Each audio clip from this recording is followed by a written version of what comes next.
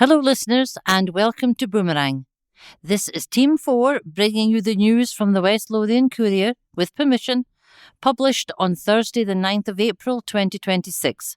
And our readers today are Jackie, who has very kindly prepared the newspaper for this recording, Joan, Alison and Joyce, and Harry is our recorder and copier. Our broadcast, as usual, will be in 4 parts. Part 1 will be general news. Part 2 will include family announcements. Part 3 will have more general news items and the quiz. And in Part 4, we will include the answers to the quiz, some news about local sport, and some articles from the spring edition of West Lothian Council Bulletin, if time allows. Can I remind you that when you have finished with the recording, please put the memory stick back into the plastic wallet, turn over the address label, and post it back to us here in Whitburn from a post box and not the post office. Now let's get started with the lead story this week and Joan. The article is headed "Brave Woman Shares Bowel Cancer Journey" and it's by Ross Thompson. A brave West Lothian cancer survivor has shared her own story ahead of Bowel Cancer Awareness Month. Katie Houston was diagnosed with stage 2 bowel cancer in August 2022 at the age of just 43. She had first developed symptoms in the summer of that year and was convinced to go to her GP on the advice of her husband. She said, "He took bloods and I had 2 at-home tests and referred me for colonoscopy. This became crucial in my diagnosis as my bloods and test results came back as inconclusive. The nurse told me during the colonoscopy that I had cancer. I remember bursting into tears. I was so shocked as didn't feel ill at all. I had no idea how I was supposed to tell my husband, our children or my family. My world had fallen apart. I was too young to have cancer. I felt lost and didn't know what to do. Following my colonoscopy, I was referred for an MRI scan. This showed my bowel tumour as well as a group of cells on my liver and my right breast. I then had my consultant appointment on 5th September 2022. Neither myself or my husband were prepared for what we were told that day. We'd convinced ourselves that it wasn't cancer and I would be okay. Instead, I was told I needed surgery and possibly a stoma bag and chemo or radiotherapy. Katie's surgery was in October 2022 and had a lower anterior resection by robot. Thankfully, I was lucky and didn't need a stoma bag or further treatment. Following surgery, she had a long physical recovery but didn't require a stoma bag or further treatment. However, her mental recovery is still ongoing. She added, "I remember the day I was diagnosed from hospital being told to go live my life and eat and drink as I pleased. Sadly, this was not the case and I suffer from issues with certain food and drinks. Mentally, the cancer shadow still hangs in the background and to be honest, I'm not sure it will ever go away. I've been cancer-free for 3 years now, but I'm still scheduled for a colonoscopy for the next 2 years due to my age. I also meet with my cancer nurse every 6 months. I should have been signed off from her in March, but emotionally I was not ready and she agreed to stay with me for another year. Throughout my diagnosis, my husband and best friend were my support. I held off telling my parents and the rest of my family until I was ready. I think telling everyone meant it was true. When I did tell them, they were a great support, bringing shopping and whatever was needed. Early diagnosis is key, so if you have issues, please go to your GP. Although cancer is a scary word, it's definitely a case of the earlier it's caught, the better. No one wants to hear that word and it never leaves. Over a third of people, 34%, eligible for bowel cancer screening in Scotland don't complete their test. Data revealed by the UK's leading bowel cancer charity, Bowel Cancer UK, has shown. The charity looked at the latest screening data across NHS boards, which oversee local health services in Scotland from May 2022 to April 2024. The data found that Shetland NHS Board has the highest screening uptake figure of 74%, while Greater Glasgow and Clyde NHS Board has the lowest uptake, 61%.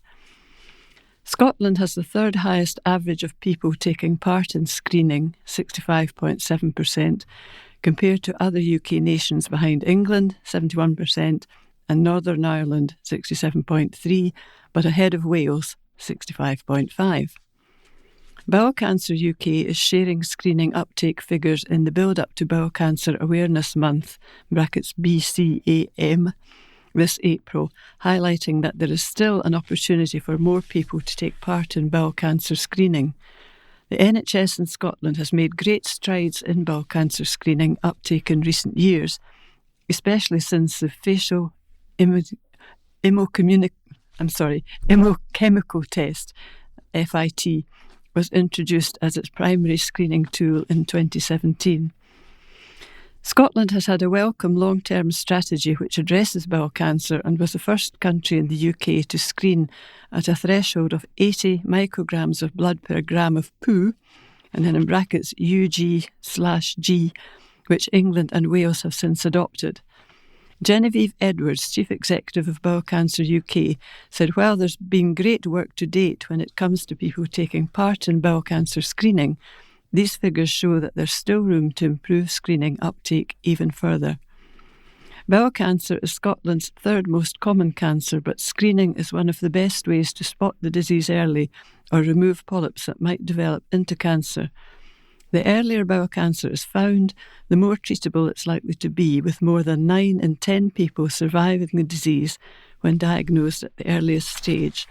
And there's a lovely photo on the front of the newspaper of Katie, head and shoulders photo. She's smiling, wearing sunglasses, obviously out in her garden.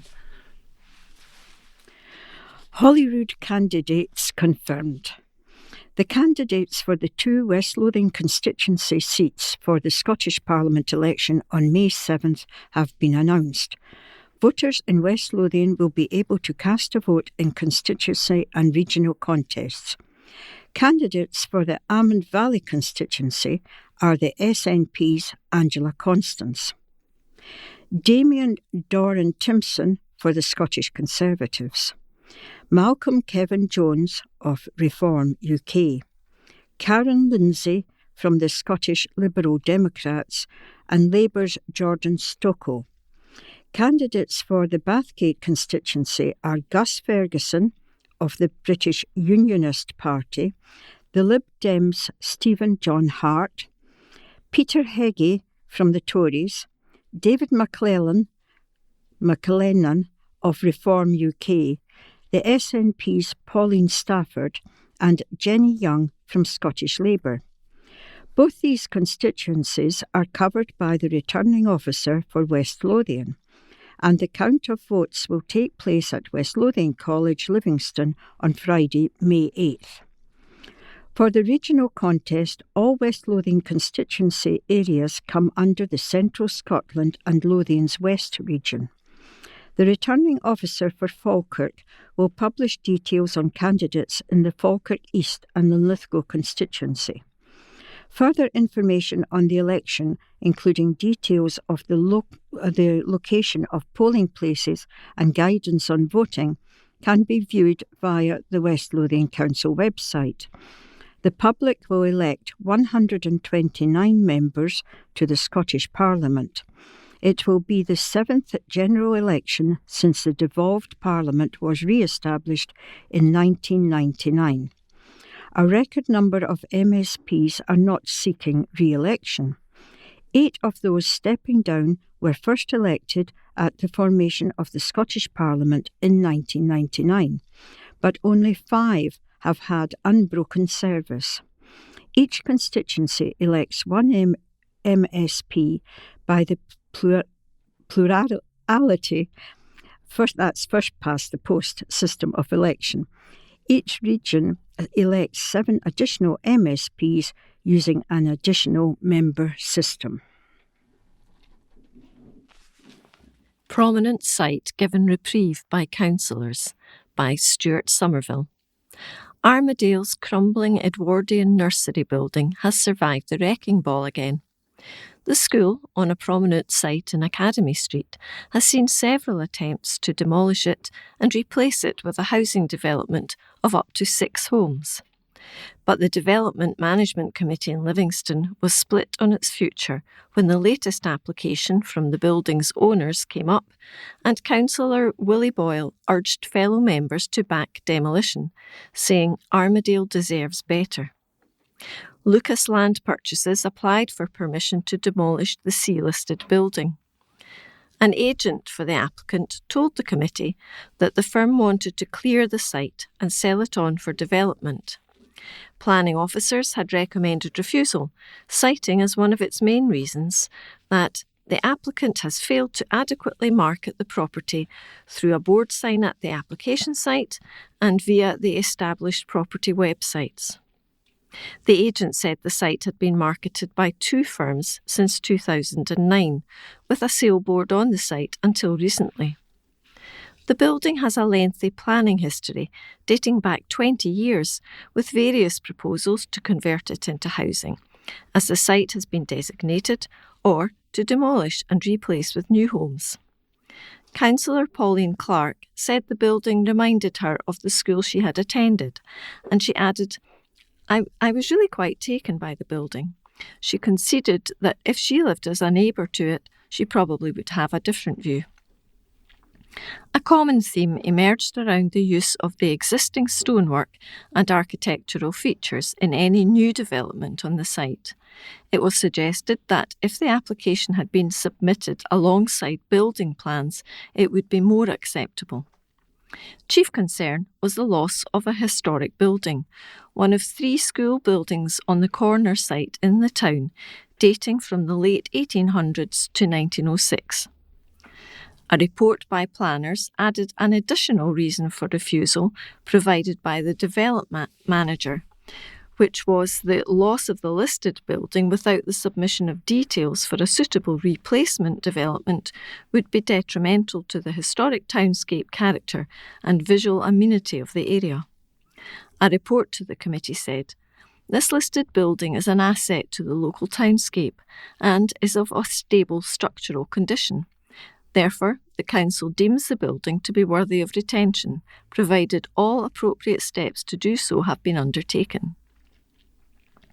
Planning officers said the building is still considered to be structurally sound, but parts of the building are in very poor condition, and that the owners had not demonstrated proper maintenance.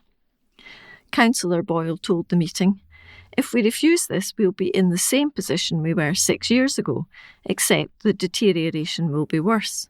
There's no merit in this building. There's merit to elements of it, but it is now an eyesore." Chair of the committee, Councillor Harry Cartmill, recommended refusal and said, "I haven't been convinced that demolition is the way forward." In a vote, the committee backed his proposals 4-2. Heating support now available, article by Ross Thompson. West Lothian locals can apply for £300 of heating oil support under a new scheme run by one of the country's leading charities. The Scottish Emergency Heating Oil Scheme is aimed at low-income and vulnerable households facing increased oil and liquid petroleum gas, LPG, heating costs. Applications are now open, with the fund managed by charity Advice Direct Scotland on behalf of the Scottish Government. Successful applicants will have £300 paid directly to their oil or LPG supplier. The scheme prioritises low-income households in receipt of means-tested social security benefits and vulnerable people in financial hardship. People on the following benefits should automatically qualify: universal credit, Scottish child payment, housing benefit, income support, income-based job seekers allowance, income-based employment and support allowance, and pension credit. Eligible customers who would like to apply for support can visit homeheatingadvice.scotland, call 08000487413 or send a form via post. Applicants will need to supply evidence of eligibility. The scheme will run for up to 6 months and will be kept under review. Those in financial hardship who are at risk of cutting back on heat due to rising costs and who are classed as vulnerable may also qualify for the scheme. Andrew Bartlett, Chief Executive of Advice Direct Scotland, is urging locals to apply for help as soon as possible if they qualify. He said applications are now open for the new Scottish Emergency Heating Oil Scheme, which provides up to £300 to eligible Scots struggling to pay the rising cost of oil and LPG heating. This is a targeted fund to help those in need, especially vulnerable households in rural areas.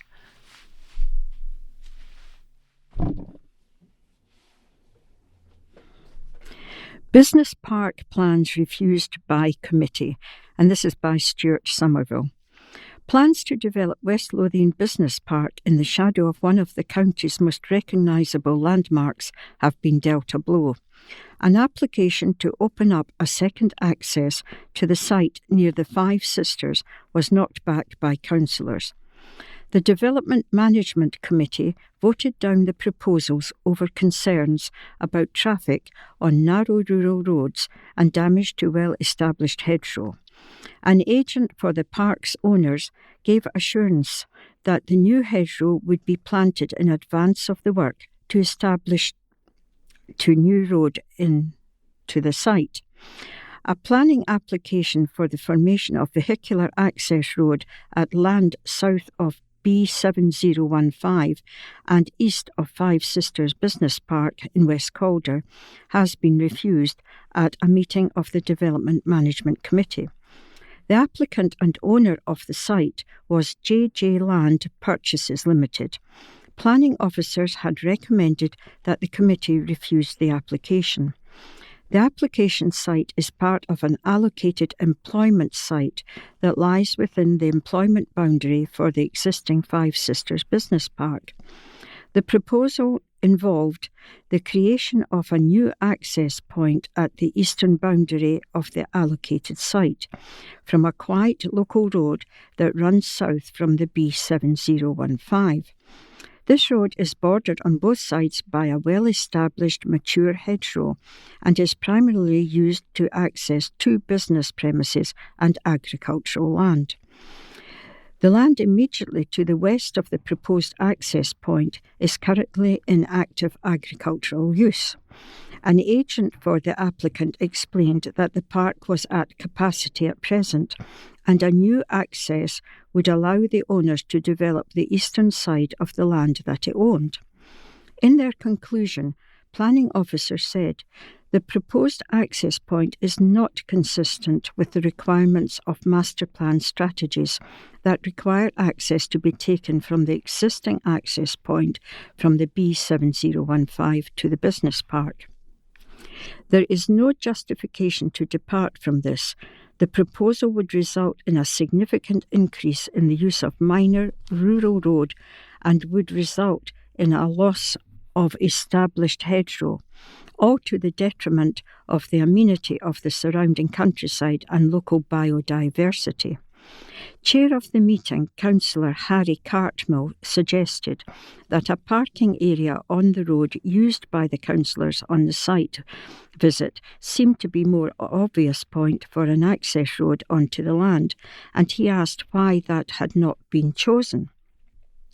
That seemed a more practical place. The damage to the hedgerow would be minimal, he added. The agent said that the preferred option had been chosen because it would maximise the access to the site.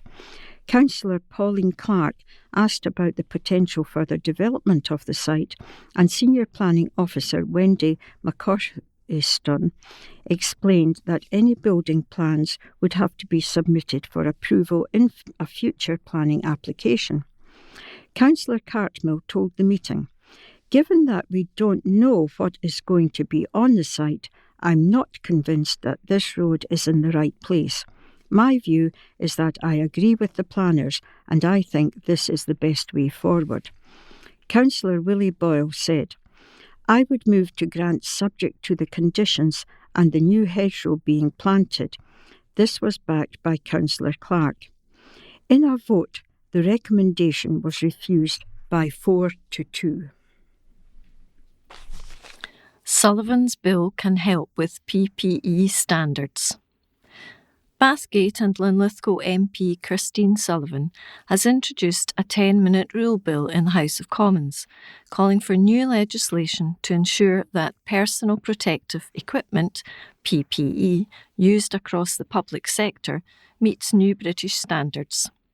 A 10-minute rule bill is a parliamentary procedure where MPs formally propose new legislation and make the case in a short speech, helping to raise awareness and build support for an issue. The proposed bill would require that all PPE procured and provided by public sector bodies and associated organisations complies with BS 30417 or an equivalent recognised standard. This would address long-standing concerns that PPE has often been designed to fit a narrow range of body types, leaving many workers, particularly women, and those with diverse physical characteristics, at high risk. The British Standards Institutions has repeatedly highlighted how ill-fitting PPE can reduce protection, increase workplace hazards, and contribute to inequality. Using BS 30417 as a baseline for public sector procurement, the legislation would put the state's sizable purchasing power behind proper fit-to-form PPE. Ms Sullivan said, "Personal protective equipment is meant to keep people safe, but for too long, many workers have been put at risk because PPE simply hasn't been designed with them in mind. This is a basic issue of safety, dignity and fairness." One Scottish firefighter came to me with her experience of running into burning buildings, but the service didn't have any female-fit fire boots. This is intolerable, a dangerous trip hazard in a perilous situation. In basic frontline protection, we are failing women whose lives are on the line. When running, oversized stab vests slide up and down, hitting against their neck and chin. In one case, a knife slipped under a police officer's garment and she was hospitalised with severe stab wounds. Ms Sullivan continued, "Women in war zones have reported their oversized body armour cutting their thighs when sat in vehicles traversing rocky terrain or helmets falling over their eyes." Ms Sullivan's 10-minute rule bill is the first step in the legislative process and builds awareness and momentum for change in Parliament. We have now come to the end of Part 1, and in Part 2, family announcements will be included. Welcome to Part 2, and we will begin with the family announcements. This week, there is only one death to report. Agostini, Remo Gino, known as Ray, 13/3/1939 to 2nd April 2026. Peacefully, on the 2nd of April 2026 at St John's Hospital, beloved husband of Margaret, loving father to Anna, Gina and Steph, much-loved grandpa and great-grandpa, also a dear brother, brother-in-law and uncle of the family. Funeral service will take place in West Lothian Crematorium on Friday 17th April 2026 at 11:30 a.m, to which all friends are respectfully invited. In lieu of flowers, a retiral collection will be offered at the close of service in favour of Dementia Scotland, RIP. And that announcement brings us to the next item in the Courier, which is Club of the Week. This week's Club of the Week is OKVT, or Opportunity Knox Variety Theatre Company. We caught up with the charity's creative director, Sian Ross, about the theatre training project based at Craig's Farm in Craig's Hill, Livingston. Members are taught the skills to take centre stage with confidence, making friends and enjoying many laughs along the way. Tell us some background information on your club. At Home with the Theatre, AHAT, OKVT project began in November 2023 as a way to address social isolation and loneliness among adults and young people living in Craig's Hill, while offering transferable skills through theatre training such as peer support, teamwork, presentation skills. After just a few weeks, OKVT members asked whether we could help them put a show together. AHAT explained to members that they would train them to do just that, in the same way that we as professionals do. In June 2024, OKVT's We Love Variety sold out at Howden Park Centre. The following year, Variety Live also sold out, and at present the company are working on Stars in Their Eyes, The Heist, a comedy short being filmed around West Lothian. On what days do your club or group meet, and where and how much does it cost? Membership is free of charge thanks to funding from the National Lottery Community Fund, the Robertson Trust and the People's Postcode Lottery. OKVT members meet each Saturday at Craig's Farm in Craig's Hill to rehearse. There are plans to increase this to include a weeknight from autumn 2026. Membership is free to adults aged 16 plus, and there's no upper limit. Our oldest members are 80 plus. What is the most satisfying part of the club?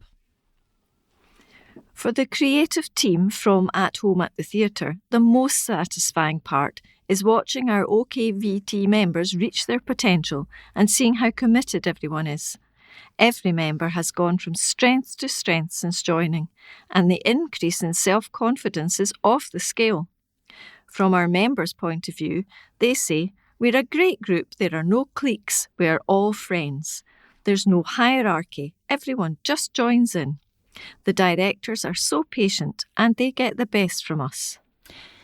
Are there any difficulties or challenges facing the club? Our greatest challenge is to ensure the project continues to receive funding to enable it to continue. As with all charities, we are competing with many other great projects for the same funding. We are very grateful to the funders who have supported us, including City Plumbing in Livingston, who recently donated a toilet pan as a prop for our film. Going forward, we plan to offer fundraising events that will make use of OKVT's new skills to entertain and involve the local community. What is next for the club or group, and do you have any upcoming events? Our next big date will be late May for the screening of our film. More details will be shared soon. OKVT will start work on its first panto to be staged in Livingston in January 2027. If anyone wishes to join your club or group, how do they do it? Membership is free to anyone with an aptitude for performance. Entry is by a simple addition or an interest in technical theatre. New members are welcome to inquire anytime at homeatthetheatre.com. It's an article by Ross Thompson. MP hits out as new figures show fall. New figures published by Public Health Scotland showed that just 65.5% of cancer patients in NHS Lothian started treatment within the 62-day standard in the last quarter of 2025. This is well below the Scottish average of 72.6% and short of the 95% target, which has not been met anywhere in Scotland for over a decade. Livingston MP Gregor Poynton described the waiting time stats as deeply concerning. He said, "Behind these statistics are real people across the Livingston constituency and West Lothian facing some of the most difficult moments of their lives, waiting far too long for the treatment they urgently need." Just 65.5% of patients in NHS Lothian being seen on time is deeply concerning. It's not just below target, it's significantly worse than the Scottish average. That should set alarm bells ringing. The Scottish Government have failed cancer patients across Scotland and particularly here in West Lothian. After nearly 2 decades in power, they have still not delivered the capacity needed to meet their own standards. Almost half of all Scots will be diagnosed with cancer during their lifetime, and it has touched every single family in Scotland in some way. I am proud to be standing for a party that has made the fight against cancer a priority. Scottish Labour is committed to developing a modern screening strategy, increasing uptake in existing programmes and expanding the diagnostic workforce. We will invest in new AI enabling scanners to catch cancer earlier and expand rapid diagnostic services so patients are fast-tracked to the care they need. We will also introduce targeted lung cancer screening, speed up cervical self-sampling, and launch a prostate cancer screening pilot because early diagnosis saves lives. I know how emotionally difficult a cancer diagnosis can be. That's why Scottish Labour will ensure every patient receives a personalised care plan covering treatment, mental health and employment support, alongside a dedicated care navigator to guide them through the system. People in West Lothian want to see real improvements, not more missed targets and excuses from this tired SNP government. Patients deserve faster diagnosis, quicker treatment and a health service that works when they need it most. Across Scotland, the proportion of patients still alive a year after being diagnosed with leukemia has fallen from 77.9% to 75.4%. The figures show with fewer people also still alive 12 months after being diagnosed with cancer of the head or neck. Age-standardised survival rates for this form of the disease fell from 75.2% to 72.6%, the Public Health Scotland data shows. The report also shows fewer women are surviving a year after a diagnosis of oesophageal cancer, with this dropping from 46.6% to 42.7%. There has been a decrease in the 5-year age-standardised survival rate for leukemia, down from 61.9% to 57.5%, and among men diagnosed with non-Hodgkin's lymphoma, a form of blood cancer, from 68% to 64.1%. The report looked at survival rates for patients diagnosed with cancer between 2018 and 2022, following them through to the end of 2023. Over the course of the 5-year period between 2018 to 2022, it found 70.9% of patients survived for at least 1 year. Almost half, 49.2%, survived for at least 5 years. Public Health Scotland said the chances of survival depend largely on which type of cancer a person is diagnosed, with survival rates ranging from 23.1% for pancreatic cancer to 97.9% for testicular cancer. Scottish Health Secretary Neil Gray said, "It's encouraging to see survival rates improving for lung, pancreatic, prostate and breast cancer. Lung cancer remains the most common cancer in Scotland and the leading cause of cancer deaths, so progress here is particularly important. This reflects earlier detection, more effective treatments and our continued investment in cancer services. The risk of dying from cancer in Scotland is at the lowest rate on record, and we'll continue to build on this momentum to keep improving outcomes for everyone affected by cancer, as set out in our cancer strategy." And there's a photograph of Labour's Neil Poynton standing outside the main entrance of St John's Hospital, looking rather grim. FAI set to be held. And this is by Ross Thompson. A fatal accident inquiry is to be held into the death of a woman who took her own life and will examine the care provided by NHS Lothian. Shannon Foy, 25, died at her home in Broxburn on May the 13th, 2021. The Lord Advocate considers that her death occurred in circumstances giving rise to, quote, serious public concern, unquote, and has decided that a discretionary fatal accident inquiry, that's FAI, should be held. The Crown Office and Procurator Fiscal Service, that's COPFS, has lodged a first notice to begin the court process for the discretionary FAI. The inquiry will explore the circumstances of Miss Foy's death, the adequacy of the mental health care and treatment provided by NHS Lothian, and whether opportunities to prevent her death were missed. A preliminary hearing will take place at Livingston Sheriff Court on May the 19th. Unlike criminal proceedings, FAIs are inquisitorial in nature and are used to establish facts rather than to apportion blame. Communities £5.07 million for local path network. Financial Boost celebrates the benefits of investment, and it's by Ross Thompson. Communities across Scotland are celebrating the impact of a £5.07 million investment in local path networks. Between 2022 and 2026, the Ian Findlay Path Fund, funded by the Scottish Government and administered by Walking Scotland, helped 62 projects across 17 council areas. In West Lothian, the fund has supported the development of a new active travel path connecting Newton to Winchborough, which will enhance walking and wheeling opportunities for these communities. Local amenities were previously only accessible via a main road with no pavement access. This project will enable members of the community to walk and wheel to access vital facilities and leisure amenities, encouraging sustainable transport and supporting the health and well-being of residents.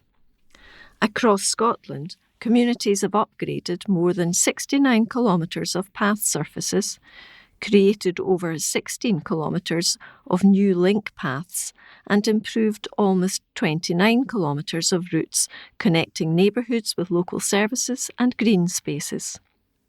Projects have also removed 28 accessibility barriers, installed 92 seats along community paths, and improved lighting, drainage and signage, helping to make routes safer and easier to use throughout the year.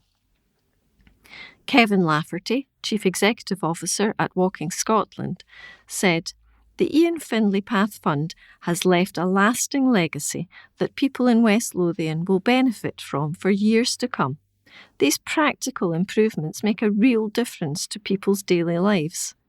When paths are safe, well maintained and easy to use, people walk and wheel more.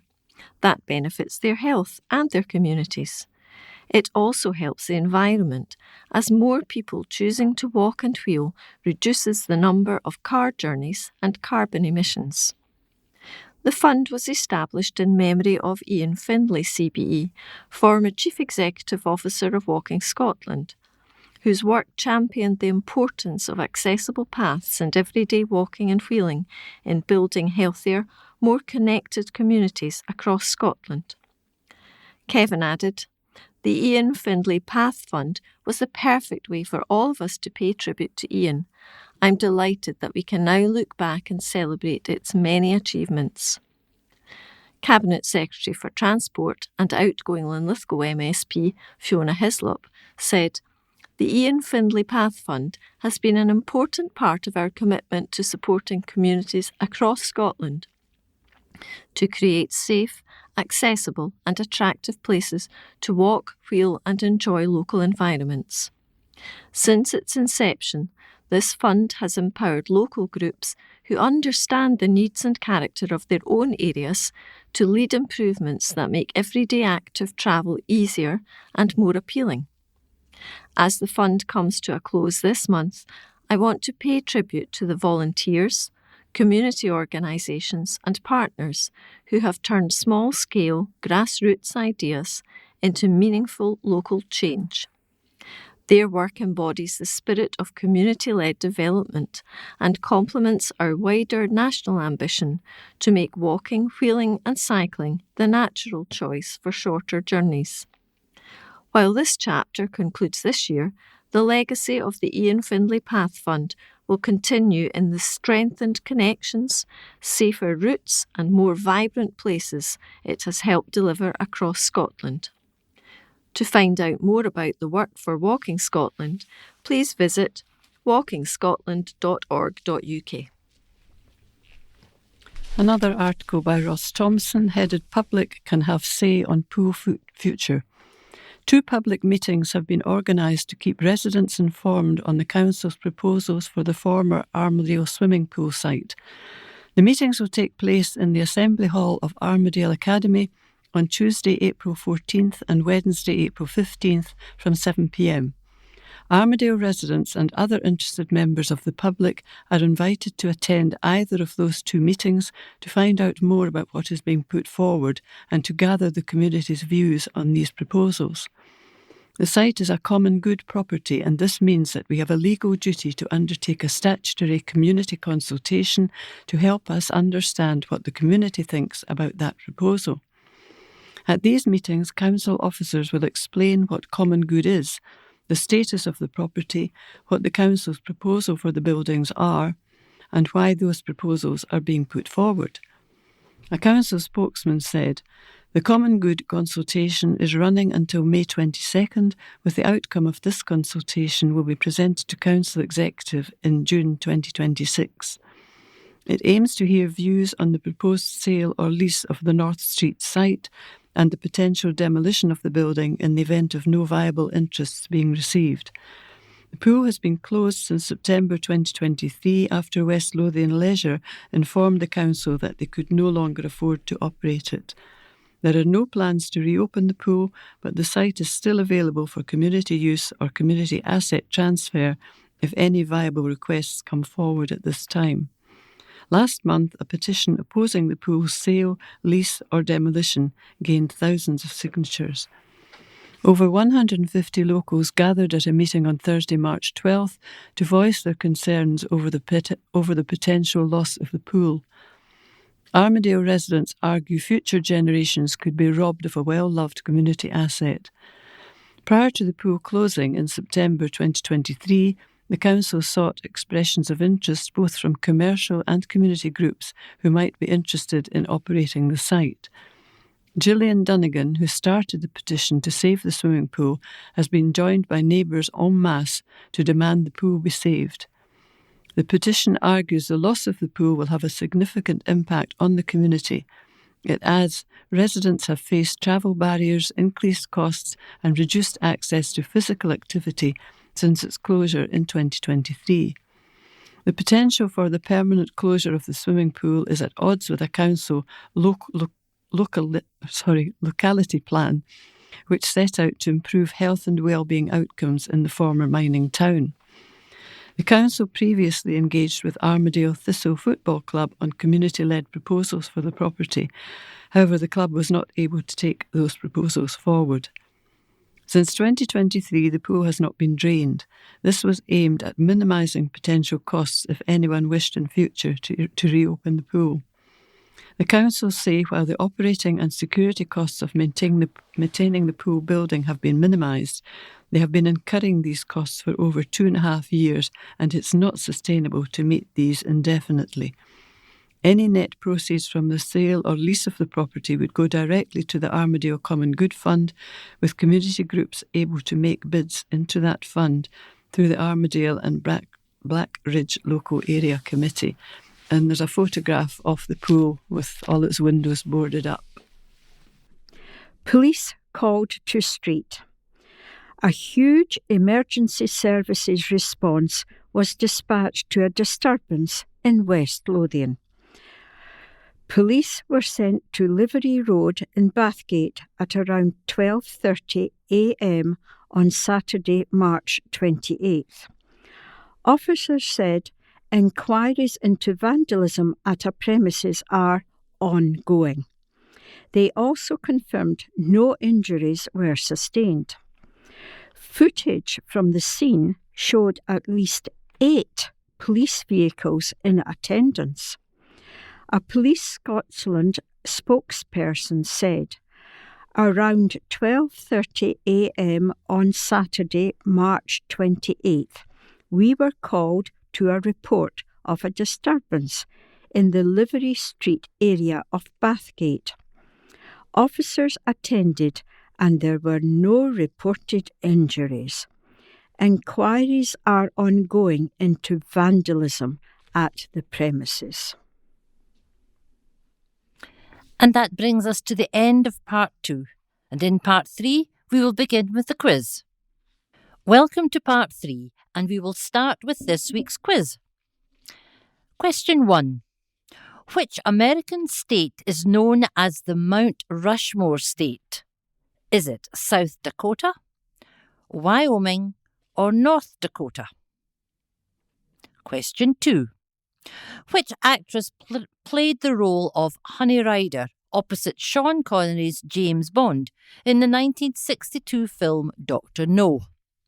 Was it Ursula Andress, or Diana Rigg, or Honor Blackman? Question 3.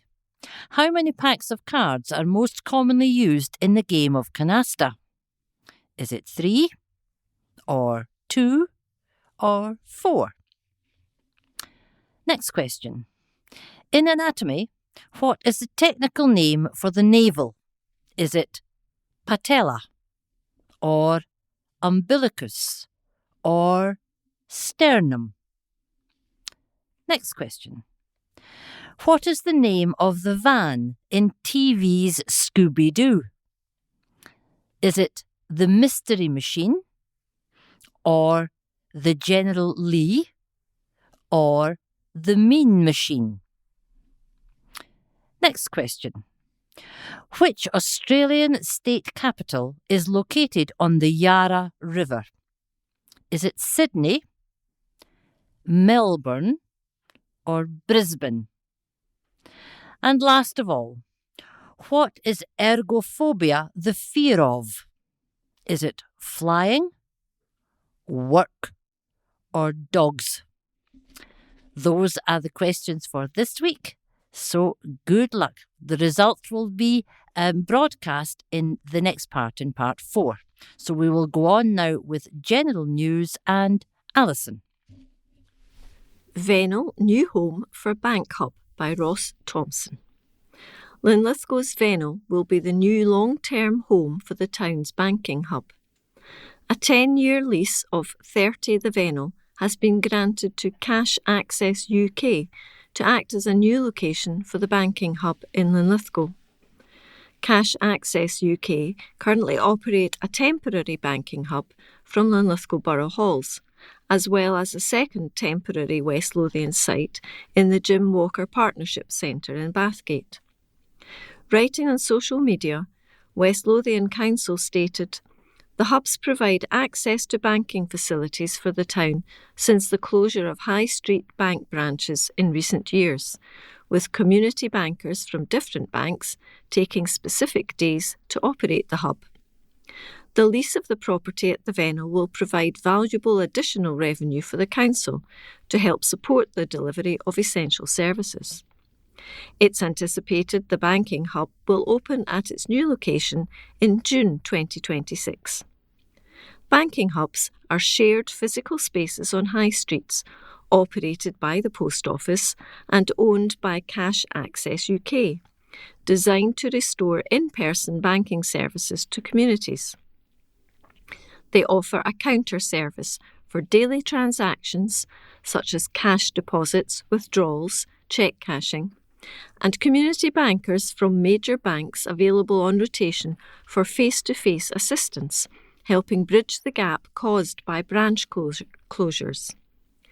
Dedicated staff from major banks rotate through the hub, offering in-person help with complex issues like online banking setup, loans and account management.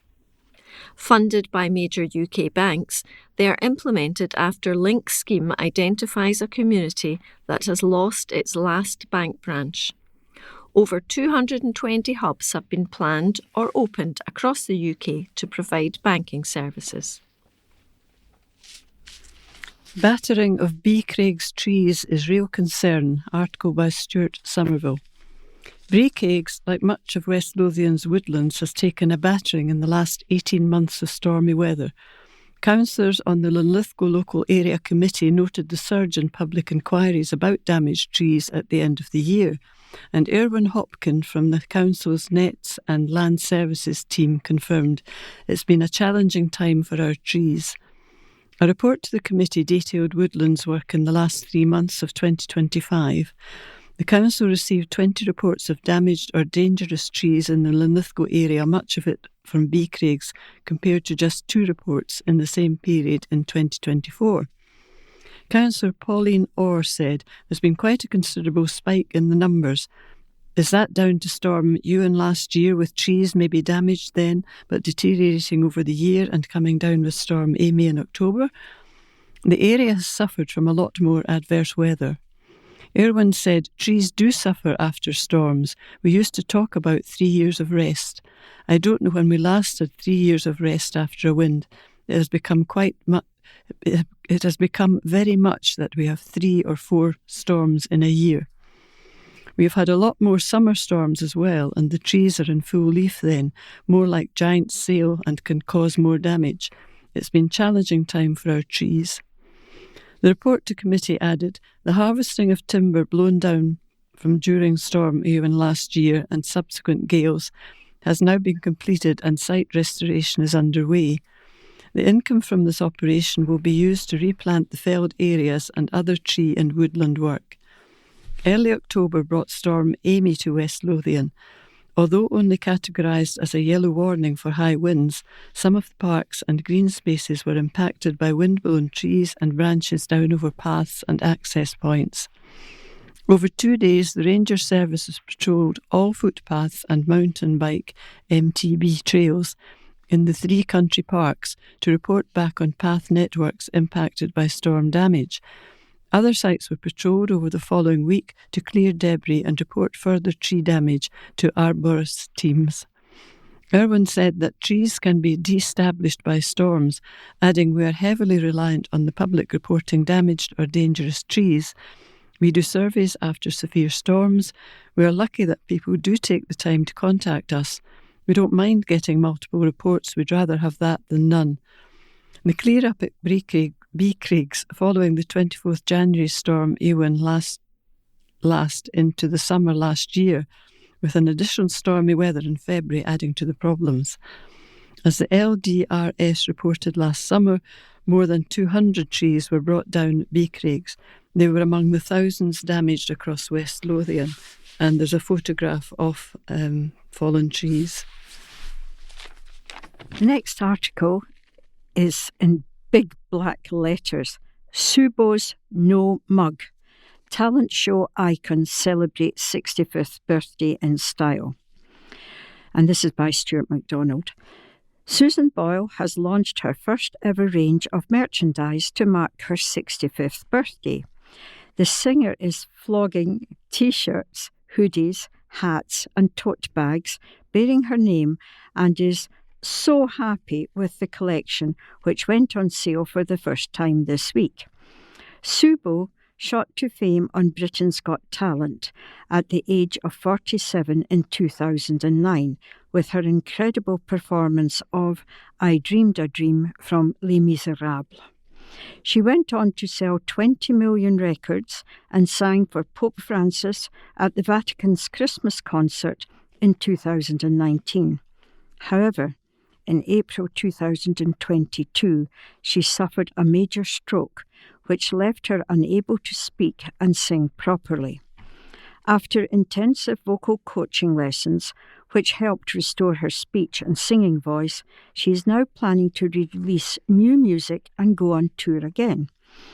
After turning 65, that was on the 1st of April, she unveiled the merchandise which is being sold through her official website.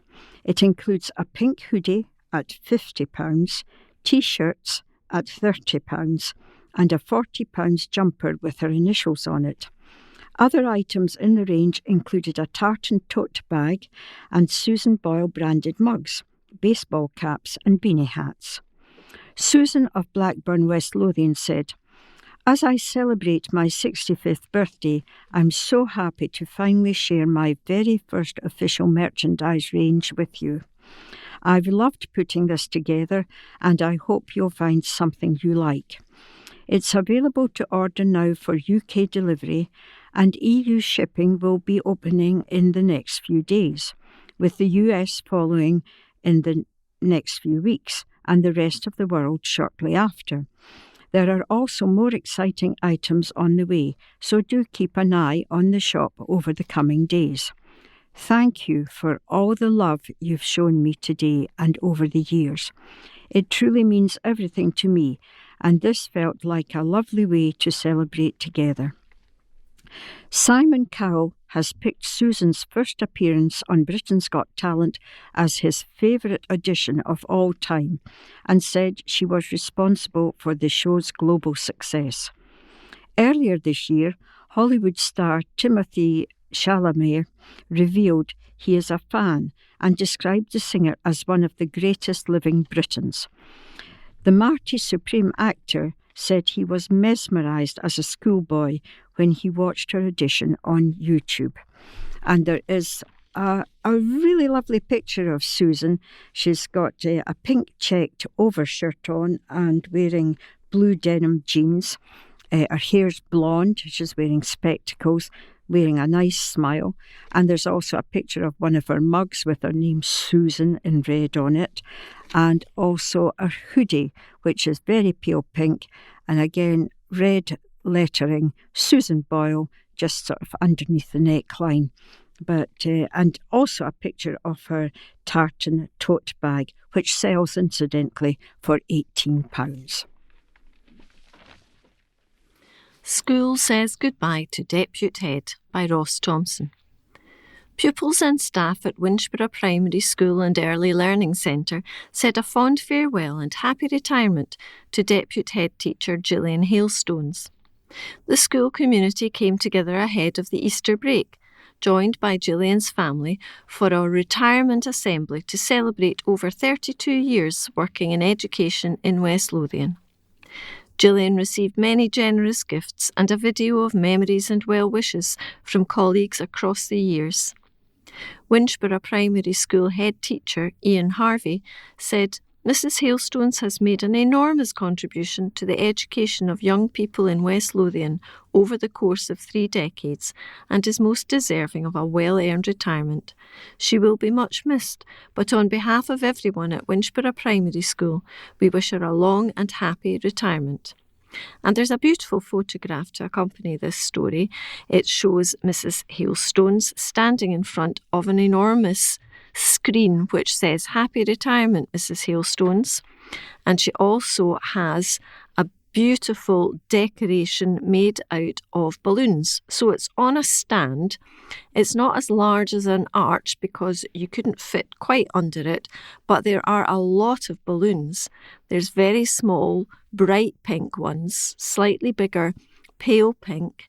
There are gold balloons. There are bright pink ones with flowers, I think, on them. There are tiny little silver ones, and there are gold embellishments over the decoration and also some floral parts to it as well with some foliage. And she is clearly a much loved teacher, and we all wish her a happy retirement. Energy prizes on offer. The search is on for people, teams and companies in West Lothian who have gone the extra mile to ensure safety and well-being remains at the forefront of UK energy operations as nominations for the 2026 Energy Safety Awards are underway. The event, jointly organised by Offshore Energies UK and Step Change in Safety, celebrates safety leadership, culture and performance. Formerly known as the Offshore Safety Awards, the updated name reflects the evolving energy landscape and ensures the awards remain relevant, inclusive and future-focused. The ceremony takes place on August 20th at Aberdeen's P&J Live. The deadline for submissions is May the 1st and the award categories are Award for Major Hazard Awareness, Award for Wellbeing, Award for Safety Representative of the Year, sponsored by Opito, Award for Workforce Engagement, Award for Sharing and Learning, Award for Outstanding Contribution to Safety, Award for Decommissioning Safety, Award for Site Leader, and Award for Aviation Safety. More information about submitting a nomination for the Energy Safety Awards is available via https:// form.jotform.com/26078271493258. Society hosts talk. At the next meeting of the West Lothian History and Amenity Society, that's the WLHAAS, the topic will be Scotland Beneath the Surface and be given by Bruce Keith. Bruce has spoken to the WLHAAS before on bridgescapes and milestones, and this time promises members a subterranean odyssey exploring the natural and man-made heritage beneath the surface of Scotland, from caves and mines to railway tunnels, hollow mountains and underground bunkers. He is a witty and engaging speaker, and the Society guarantees you will be entertained as well as educated and informed. The meeting takes place on Wednesday, April 15th at 7:30 p.m. in Room 11, Bathgate Partnership Centre. It's time for Firm's New Generation by Ross Thompson. Company boss Mark Heaney has spoken of his pride at welcoming a third generation into the family-run firm John Heaney Electrical, with son Aidan joining the ranks. The 18-year-old has followed in the footsteps of grandfather John and his dad to take up a position in the Livingston-based electrical, mechanical and HVAC firm. The teenager is the company's first employee to do a 4-year building services apprenticeship and will be working in the facilities management division. Having worked for my own dad for several years, I never thought the day would come that my own son would follow in my footsteps and work for JHE, said Managing Director Mark, who joined the business in 1995 as a 16-year-old before going on to assume the MD role in November 2016. When Aidan left school at the end of 5th year, he didn't really know what to do. He eventually spent some time working in the financial services sector, but decided that route wasn't for him. We had an opening for an apprentice in the FM division of the company, and after he spoke to the department head, he decided it was something he was interested in. He's really enjoying learning the ropes. Working out in the cold, wind, sleet and rain hasn't put him off. It was a proud dad moment when he walked through the door for the first time. He's a grafter and knows there will be no favouritism. His granddad's delighted he's joined the company, although I don't think it's Aidan's ambition to take over from me. Aidan added, "It's a big thing for the family and I'm really enjoying the work. I've been working on air conditioning and the electrical side of things and will also be involved in gas. The team have been great since I joined. The banter's good fun. I've heard the chat about being the son of the boss, but to be fair, there hasn't been that much, and we have a good laugh about it. I'm really enjoying being outside on the tools and learning so much. I didn't expect to go down this path, but for me, it's so much more enjoyable than a desk job. The apprenticeship is something I definitely want to complete and use it to continue working afterwards." Speaking of his own pride at the latest member of the family to join the company, John added, "It fills me with both pride and disbelief that Aidan has joined the family firm. Seeing him join the company and becoming part of a team makes me reflect how far we've come as a business since its inception as a sole trader in 1983. Businesses often talk about the continued legacy. However, to me it is important that the values that the business was founded on have not been lost over the years." Article by Ross Thompson headed Nat's Candidate Welcomes Culture Secretary. Amman Valley SNP candidate Angela Constance welcomed a visit from Scottish Culture Secretary Angus Robertson, who met with local arts leaders and service providers at Reconnect Howden Park, Livingston, to see firsthand the innovative work taking place across West Lothian. The visit was hosted by Angela alongside Pete Snedden, Creative and Strategic Director of Reconnect Theatres, and Electra McPhillips, CEO of Firefly Arts.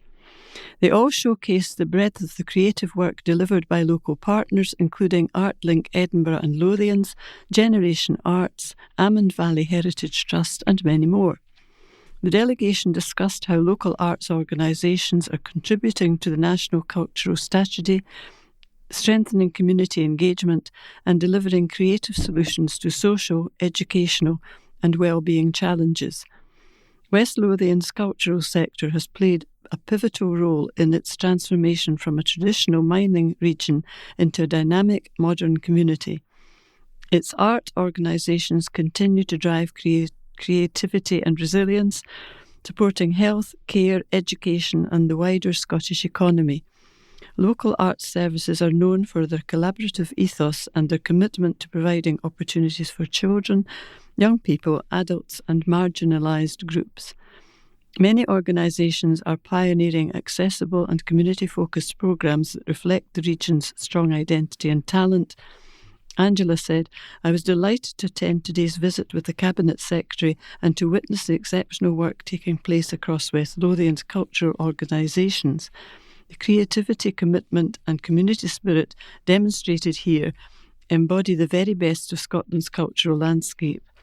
I was particularly encouraged by the way local organisations are helping to drive forward arts initiatives that align with West Lothian's community-focused objectives, from increasing access and participation to delivering programmes that support education, health and social inclusion. These organisations are not only nurturing local talent, but also contributing to a stronger, more resilient creative sector for the future." The Scottish Government has honoured its commitment to the culture sector with an increase of over £70 million compared to 23-24. This progress towards the SNP Government's commitment of a £100 million per year increase by 28-29 and will help arts initiatives across West Lothian ensure our creative sector remains dynamic, inclusive and well equipped for the future. And there's a photograph of Angela Consons with Angus Robertson MSP and Pete Snedden, who is the Creative and Strategic Director of Reconnect Theatres. Councillor wants vape legislation, and this is by Stuart Somerville. A Linlithgow councillor has called for legislation for traders selling products such as vapes. Sally Pato, chair of the Linlithgow Local Area Committee, told this month's meeting that a legislative framework was needed to address changes on Scotland's high streets. The call came in the wake of the disastrous fire in Union Street in Glasgow a fortnight ago. The blaze is believed to have started in a vape shop. The entire Victorian building, known as Union Corner, which adjoins Glasgow Central Station, was gutted in the blaze and has had to be demolished. Councillor Pato asked Planning Officer about the council's position. A planning officer, Matthew Watson, said the council had few regulatory powers. "I wonder what is the council's statutory role in inspecting places that sell lithium-ion battery products such as vape shops, but also shops that sell electric bikes. My concern is that in Linlithgow, lots of the properties that sell these products are surrounded by residential properties." Mr Watson told the meeting there is no licensing by the council through trading standards, but vape sellers have to be on a national register. From a planning point of view, a shop selling vapes is treated in the same way as any Class 1A trader, such as a hairdresser or baker. From a regulatory point of view, there's very little, Mr Watson said. Councillor Pato replied, "So legislation would have to come from the Scottish Government. It doesn't feel as if the regulatory framework has kept up with the changes that have happened on high streets. It's not just Linlithgow or West Lothian, but all over Scotland. These products weren't around 10 years ago." Bathgate councillor Willie Boyle raised the issue at the town's local area committee the day after the Glasgow fire. Jerry Hughes, the local liaison officer for the Scottish Fire and Rescue Service, told the Bathgate Committee battery fires were something everyone had to get better at recognising the risks. Mr Hughes told the meeting, We can try to educate people to dispose of these batteries safely. We have to get ahead of these things and get better. There are new risks to communities and we need to tackle them head on. A spokesman for West Lothian Council told the local Democracy Reporting Service this week, "When it comes to vapes, trading standards are responsible for the overarching principle where all consumer products available must be safe. We ensure that vapes have the correct size of nicotine tank, regulated by MHRA. We also ensure that single-use vapes are no longer on sale. Legislation banned them last year." The situation in Glasgow may or may not have been caused by vapes. They tend to be stable unless damaged. They can be unpredictable also. If they do ignite, they can be very difficult to extinguish. There have been some high-profile fires at recycling and waste transfer facilities caused by lithium batteries. It is a worldwide problem. Lithium batteries are effective as batteries but do pose risks. A cross-government ministerial board has been established to coordinate the Scottish Government's immediate and longer-term response to the Glasgow Union Corner fire. Chaired by Livingston MSP and Justice Secretary Angela Constance, the board will ensure that work across the Scottish Government is most effectively supporting the city's recovery efforts. It will also oversee the development of a support package to aid in the recovery process. We have now come to the end of part 3, and in part 4, some local sports news will be included, as well as items from the Council Bulletin. Welcome to part 4, and we will begin with the answers to the quiz.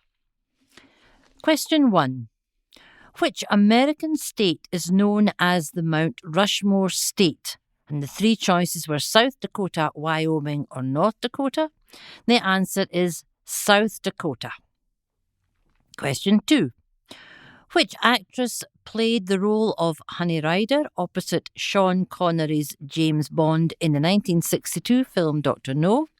The 3 choices were Ursula Andress, Diana Rigg, or Honor Blackman, and it was Ursula Andress. Question 3. How many packs of cards are most commonly used in the game of canasta? 2 cards. 2 packs of cards are used. Next question. In anatomy, what is the technical name for the navel? The choices were patella, umbilicus, or sternum, and the answer is umbilicus.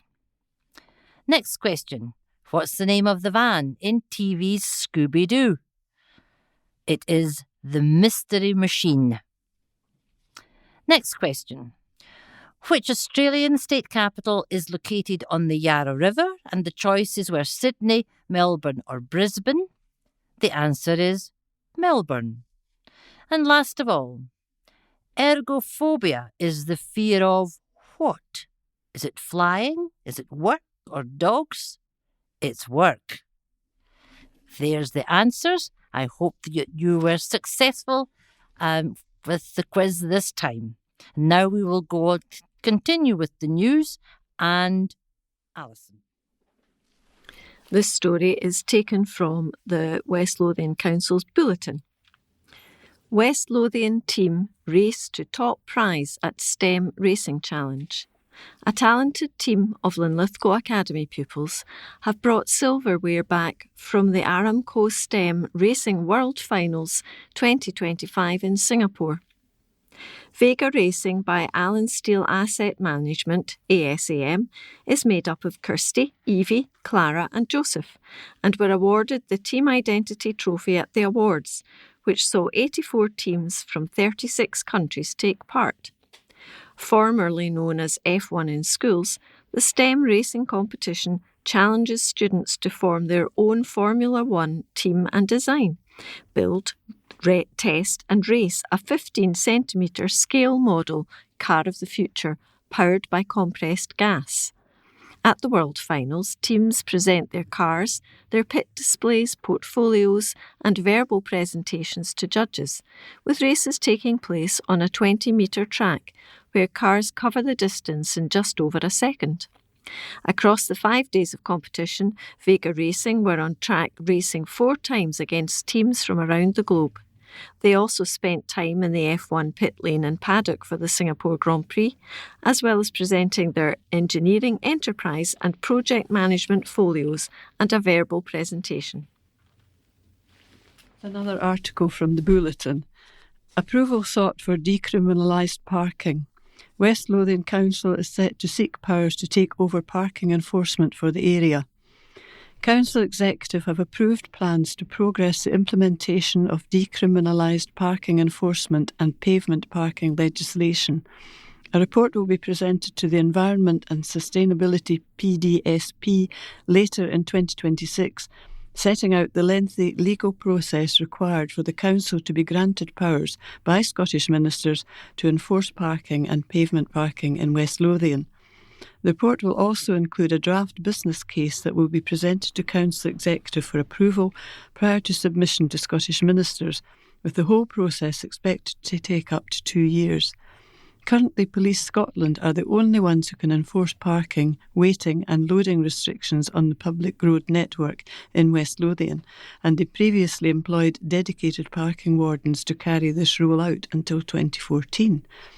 Decriminalised parking enforcement transfers the responsibility for enforcing parking regulations from the police to local authorities, with a majority of Scottish councils now operating a decriminalised parking enforcement regime. This is expected to reduce illegal parking and congestion, improve traffic flow and compliance, such as blue badges, and improve road safety in West Lothian. Another report will also be presented to the Environment and Sustainability PDSP in 2026, setting out proposals to enforce pavement parking legislation in West Lothian. Preventing pavement parking will enhance safety and accessibility for all road and footpath users, particularly vulnerable groups such as those with mobility issues and parents with pushchairs. While there are additional costs incurred when setting up and staffing these new proposals, it is expected to generate a small surplus which would be reinvested to improve transport infrastructure in West Lothian. Lewis living on a prayer, and Lions maintain survival hopes. Lewis Smith insists Livingston still believe in Premiership survival after their battling point against Hearts on Easter Sunday. The Lions ace is adamant no one is deluded by the dismal current predicament which sees Marvin Bartley's team 11 points adrift in the basement. With just 6 games to go, the task seemed hopeless. But Smith, who bagged the equaliser to earn 2-2 draw against Hearts, says no one is tossing in the top-flight towel ahead of Saturday's clash against Dundee United. He said, "We are not deluded in any sense. We know the situation we're in, but you need to come in every day, work hard and try to get some positivity around the place. A win going into the split and then playing the other teams around us, you never know. Until it's mathematically impossible, of course, we still believe. It would be massive to win at Tannadice. We know the stat is hanging over us about not winning games. If we could get it out the way, hopefully we could finish the season strongly. It will be tough, but we fully believe we can win and it could kick us on." Smith referred to the start of just one Premiership win all season, yet their ability to trouble the bigger sides was again evident against league leaders. The goal scorer said, "We finished the game really strongly and could even have nicked another one. There have been a lot of big performances like this one and Rangers at home. There have been a few others when we should maybe picked up 3 points. We are frustrated, but all we can do is look forward and hopefully we can kick on. We hope it spurs us on for a positive end to the season, and you never know. We wish we could replicate some of the performances against the biggest teams in other games. It just shows the character and the fact we are willing to fight, even if people aren't expecting us to do well. We managed to block everything out and step up and get a point. The conditions were mental. We went in at half-time and it was sunny. Then we came back out and it was snowing. It was a bit strange, but you have to take it in your stride. We did start the second half slowly, but we managed to recover from that.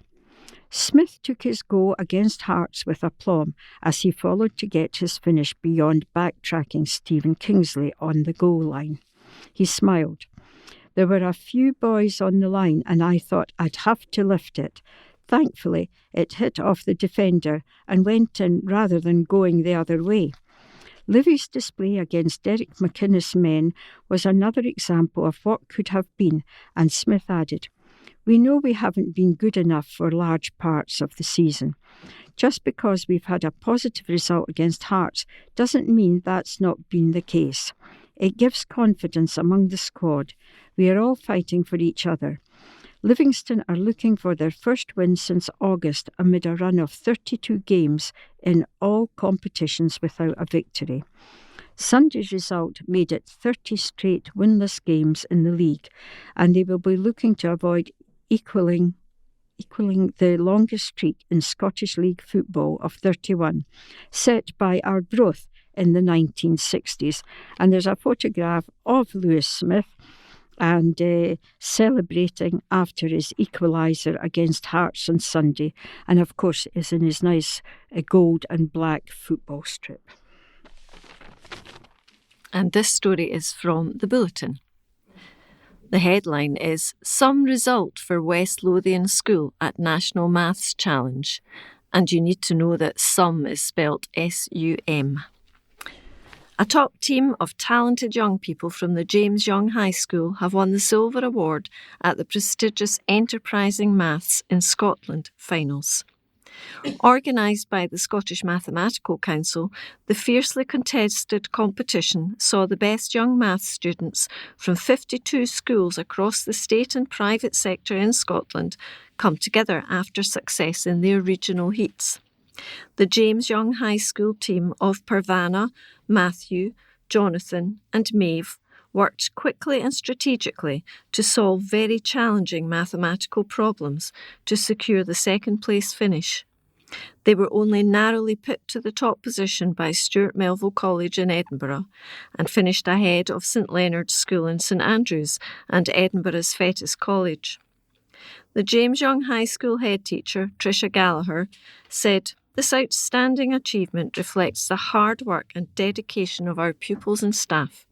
This is the first time our team has made the finals, so for Parvana, Matthew, Jonathan and Maeve to confidently face seasoned competitors such as those from the top performing private schools in Scotland to claim second place is phenomenal. Aspiration and success are two of our key school values, and our young people are inspiring examples of this in action."